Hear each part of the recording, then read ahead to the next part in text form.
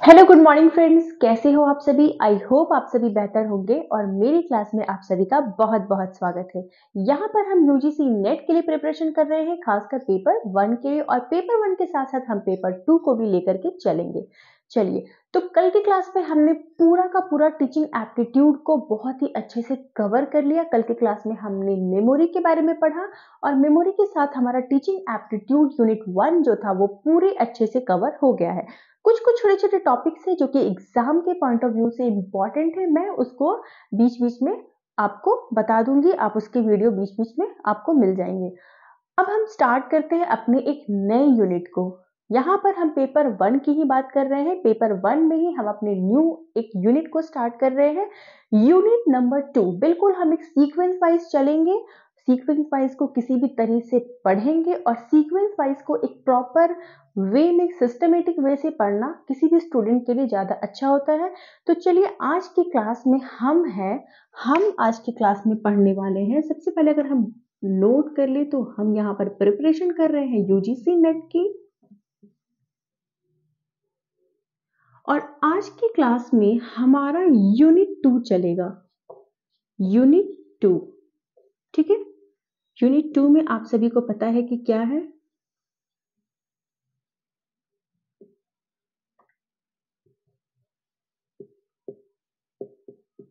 Research aptitude. Unit 2 में हम सभी क्या पढ़ने वाले हैं? Research aptitude. एप्टीट्यूड का मीनिंग मैंने आपको पहले भी बताया था और फिर से बता दे रही हूँ कि एप्टीट्यूड किसे कहते हैं। चलिए, तो रिसर्च एप्टीट्यूड को हम बहुत ही अच्छे से डिटेल वाइज समझेंगे और इसकी क्लास भी हमारी थोड़ी लंबी होगी, लेकिन मुझे उम्मीद है कि लंबी होगी पर एकदम ऐसी होगी कि आपको कहीं और जाना ना पड़े। आप एक बार पूरे अच्छे से अगर रिसर्च की क्लास को भी देखते हो तो टीचिंग की तरह रिसर्च का भी आपका सारा कॉन्सेप्ट जो है वो बहुत ही अच्छे से क्लियर हो जाएगा। रिसर्च एप्टीट्यूड बहुत ही ज्यादा इंपॉर्टेंट चैप्टर है, तो आप इसे बहुत ही जोशों के साथ, बहुत ही अच्छे से एकदम मेरे साथ पढ़ेंगे। चलिए, सबसे पहले बात करें रिसर्च एप्टीट्यूड की, तो रिसर्च एप्टीट्यूड में हम देखेंगे कि यहाँ पर दो वर्ड है, एक तो है रिसर्च और दूसरा है आपका एप्टीट्यूड। सबसे पहले हम बात करते हैं एप्टीट्यूड की। ये एप्टीट्यूड होता क्या है? एप्टीट्यूड का मतलब होता है ability to do something, ability और स्किल। एबिलिटी का मतलब होता है क्षमता। आप अगर कोई काम कर सकते हो तो वो आपकी एबिलिटी है। सपोज दैट आप एक बहुत अच्छे डांसर हो, तो आपकी एबिलिटी क्या है? डांसिंग करने की। आपकी स्किल क्या है? डांसिंग करने की। यहाँ पर अगर हम बात करें एबिलिटी या स्किल, एप्टीट्यूड से हमारा क्या मीनिंग है, क्या मतलब है? एप्टीट्यूड से हमारा मतलब है एबिलिटी या स्किल। किस चीज की स्किल? To do something. अगर आप कोई भी काम कर सकते हो, इसका मतलब है कि उस काम में, उस चीज में आपकी एप्टीट्यूड है। जैसे मैं कहूंगी कि आप बहुत अच्छे डांस करते हो, तो मैं कहूंगी कि आपके अंदर डांसिंग एप्टीट्यूड है। ठीक है। मैं आपको क्या कर रही हूं? मैं आपको पढ़ा रही हूं, मैं आपको समझा रही हूं, यानी मेरे अंदर क्या है? टीचिंग एप्टीट्यूड है। ठीक है। अब हम बात कर रहे हैं यहां पर रिसर्च एप्टीट्यूड की, तो आप समझ ही गए होंगे। जिसके अंदर रिसर्च की एप्टीट्यूड हो, जिसके अंदर रिसर्च की एबिलिटी हो, उसे हम कहते हैं रिसर्च एप्टीट्यूड। ठीक है। एबिलिटी आप बहुत अच्छे से समझ गए हो। कोई भी इंसान या कोई भी जिसके अंदर किसी काम को करने की, किसी कौशल को करने की क्षमता हो, उसे हम कहते हैं एप्टीट्यूड, एबिलिटी और स्किल टू डू समथिंग। चलिए, अब बात करते हैं रिसर्च की। रिसर्च आपका टू टर्म से मिलकर बना है, एक होता है री और एक होता है सर्च। ठीक है। री का मतलब क्या है? रिपीट करना। आप जब किसी चीज को रिपीट करोगे उसका मतलब क्या होता है कि आपने पहले उसको कभी ना कभी किया है और अब आप उसे रिपीट कर रहे हो, मतलब दोबारा कर रहे हो। तो जहां पर री वर्ड आ जाएगा वहां पर हो जाएगा अगेन। जब आप किसी चीज को दोबारा करते हो तो उसी को हम कहते हैं री। और सर्च का मतलब होता है किसी चीज को ढूंढना या किसी के बारे में पता करना या कोई एक्सपेरिमेंट करना, किसी भी नॉलेज के लिए, किसी फैक्ट के लिए या किसी भी चीज के लिए जब आप एक्सपेरिमेंट करते हो, सर्च करते हो, तो उसे ही हम कहते हैं सर्च। क्या करना? एक्सपेरिमेंट करना, इसे कहते हैं हम सर्च। अब एक्सपेरिमेंट किसी भी चीज का हो सकता है, नॉलेज का हो सकता है, फैक्ट्स का हो सकता है, किसी भी चीज का हो सकता है, ठीक है। यानी जब आप कोई एक्सपेरिमेंट को दोबारा से करते हो तो उसे ही हम कहते हैं रिसर्च। आपने पहले सर्च किया है, पहले एक्सपेरिमेंट किया है, उसे हम कहेंगे सर्च।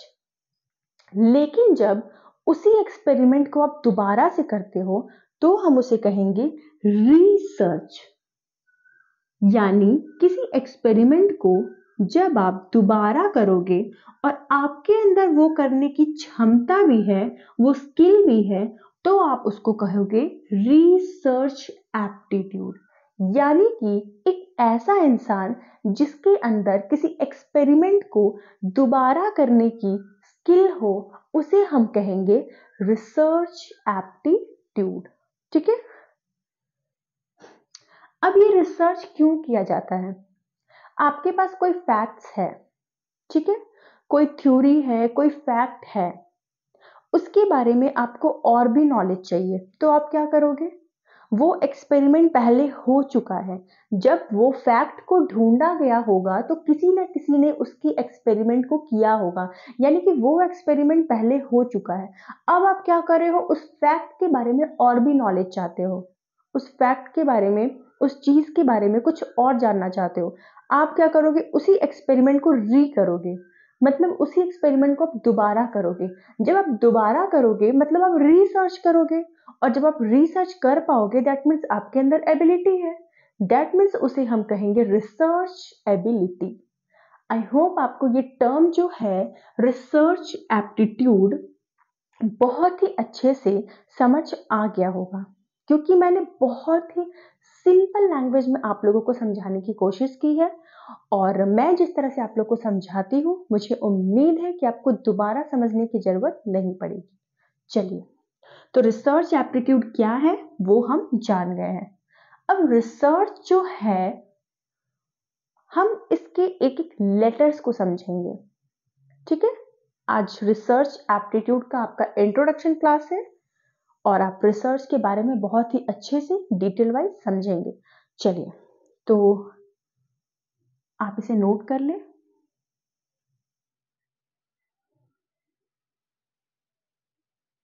चलिए,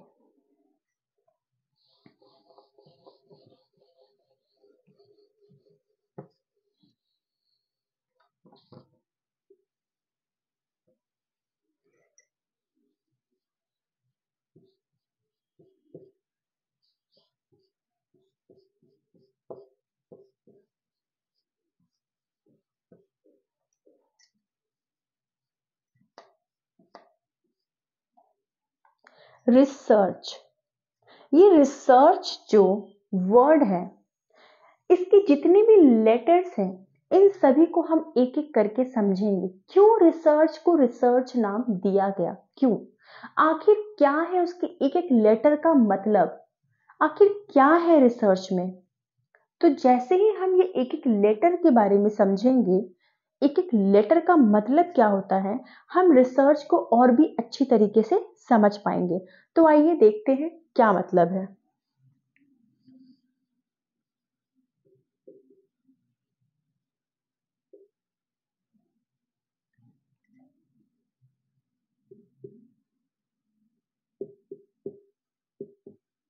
rational way of thinking.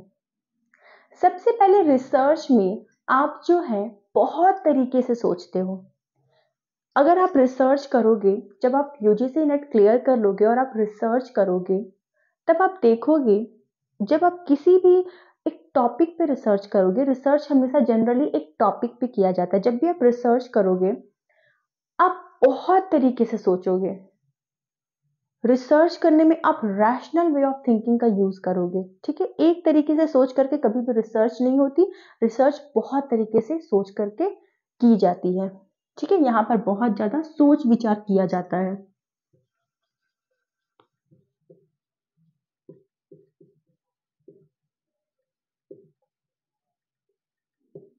Research क्या है? एक एक्सपेरिमेंट ट्रीटमेंट है, एक्सपर्ट ट्रीटमेंट है, सॉरी एक्सपेरिमेंट नहीं, एक्सपर्ट ट्रीटमेंट है। कोई भी इंसान रिसर्च नहीं कर सकता है। रिसर्च वही कर सकता है जिसके अंदर उसकी एबिलिटी हो, यानी कि वो एक्सपर्ट होगा, ठीक है। यानी कि हम कह सकते हैं कि रिसर्च क्या है? एक एक्सपर्ट ट्रीटमेंट है, सॉरी बार बार एक्सपेरिमेंट बोल रही हूँ, एक्सपर्ट ट्रीटमेंट है, ठीक है। रिसर्च क्या है? एक्सपर्ट ट्रीटमेंट है।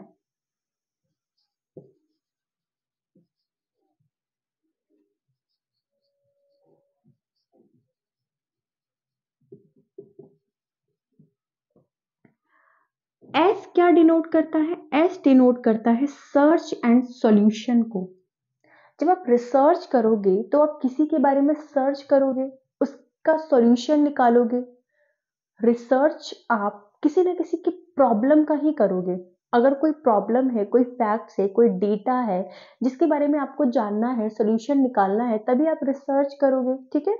तो एस क्या डिनोट करता है? एस डिनोट करता है सर्च एंड सॉल्यूशन को।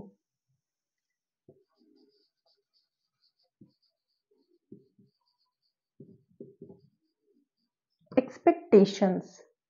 जब आप रिसर्च करोगे तो कुछ ना कुछ पहले से एक्सपेक्टेशन होगा आपके माइंड में कि मैं रिसर्च कर रहा हूं, उसका रिजल्ट ऐसा हो सकता है। आप एक्सपेक्टेशन जरूर रखोगे। तो रिसर्च करने में एक्सपेक्टेशन भी जो है एक मेजर रोल प्ले करता है, ठीक है।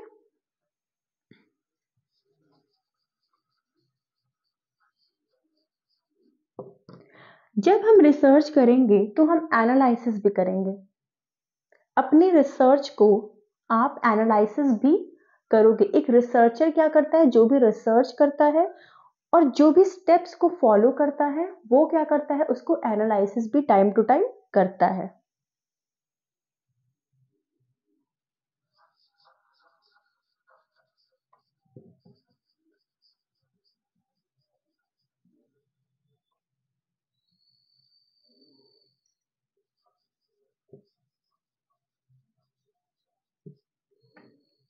रिसर्च जो होता है वो हमेशा दो चीजों के बीच में रिलेशन मेंटेन करता है।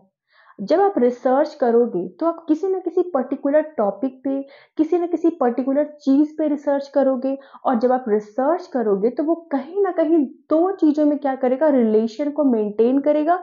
इस पॉइंट को हम आगे भी अच्छे से डील करने वाले हैं। तो आप यहाँ पर फिलहाल इतना ही समझिए कि आर जो है वो क्या डिनोट करता है? वो डिनोट करता है relationship of facts.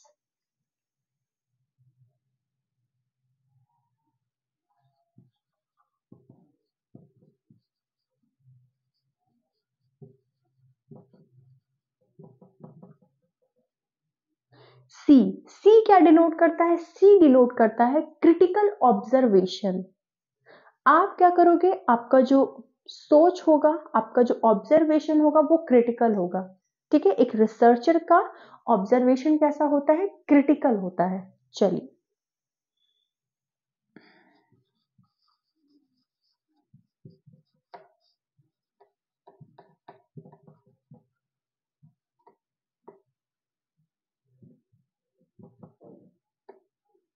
Honesty and hard working.